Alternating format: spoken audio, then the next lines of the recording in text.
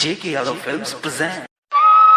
ना मोहब्बत संभाली गई ना नफरतें पाली गई, अफसोस है उस जिंदगी का जो तेरे पीछे खाली गई। सिंगिंग बाय प्रिंस बिरिया। जाए से पहिले के सोना तू मानी लेका हनवा गे सोना चान बनके करी है अंजोर तू पिया के अंगनवा गे सोना चान बनके करी है अंजोर तू पिया के अंगनवा गे।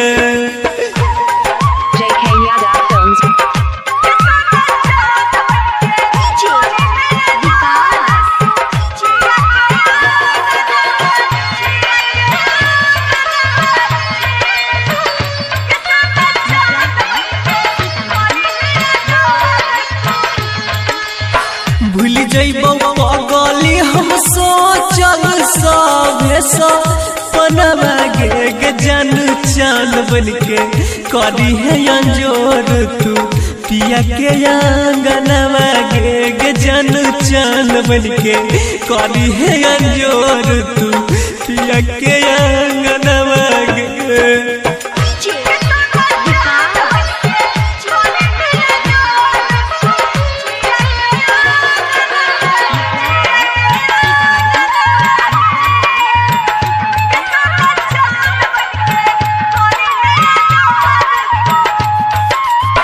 पेनी है जब दुल्हन के जोरा यौरीगा हनवा गे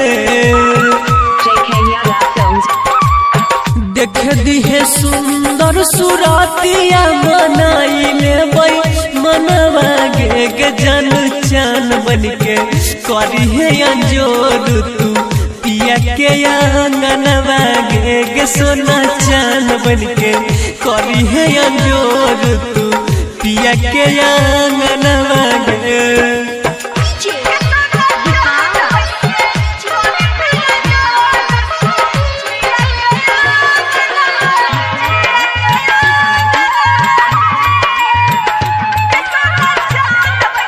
सिंगिंग बाय प्रिंस बिरिया। कैल ही जे साथ हमरा करी है नहीं दोसरा के संगवा गे सैया के साथ लेनी भाई है पैसा तो चनवा गे जान चान बनके करी है अंजोर तू पिया के अंगनवा गे सोना चान बनके करी है अंजोर तू पिया के अंगनवा।